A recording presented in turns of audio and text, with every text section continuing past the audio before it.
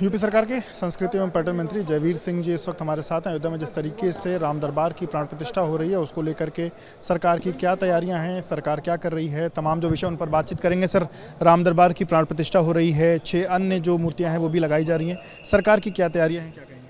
देखिए, अयोध्या का ट्रस्ट अपनी बाकी ये सारे जो अनुष्ठान हैं वो करने का काम कर रहा है। जैसा कि सब जानते हैं कि वहाँ के ट्रस्ट के माध्यम से तमाम लोग अपने श्रद्धा भाव से दान करते हैं और ट्रस्ट अपने तरीके से सारी व्यवस्थाएं चाक चौबंद कर रहा है।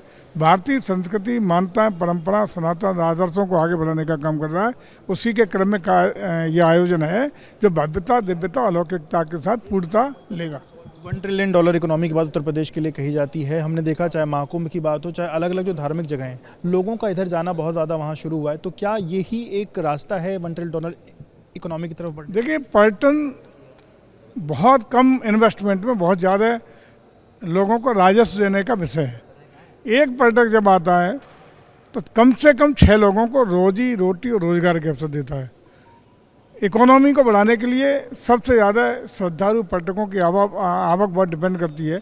और हमें खुशी है कि उत्तर प्रदेश देश का सबसे ज़्यादा पर्यटकों को, श्रद्धालुओं को आकर्षित करने वाला प्रदेश बना है, जहाँ 65 करोड़ से ज़्यादा श्रद्धालु ये कुंभ को छोड़ दें तो दिसंबर 2024 तक आए हैं।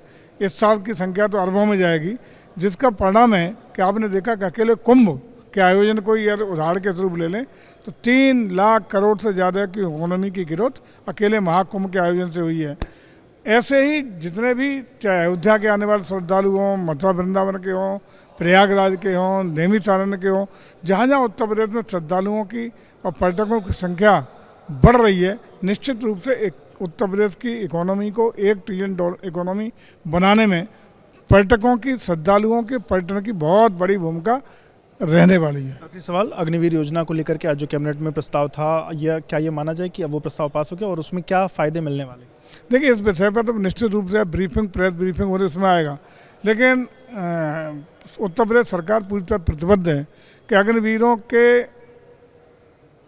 रिटायरमेंट के बाद उनको पुनः सेवा योजित करने के लिए उत्तर प्रदेश सरकार उनकी आय में छूट की सीमा देने की बात हो या अन्य सुविधाएं देने की बात हो, पूरी तरह अग्निवीरों के पक्ष में खड़ी है। उसी पर निर्णय भी लिया गया है। तो शुक्रिया बात करने के लिए। तो आप जयवीर सिंह जी को सुन रहे थे, जिन्होंने एबीपी न्यूज़ से बातचीत की।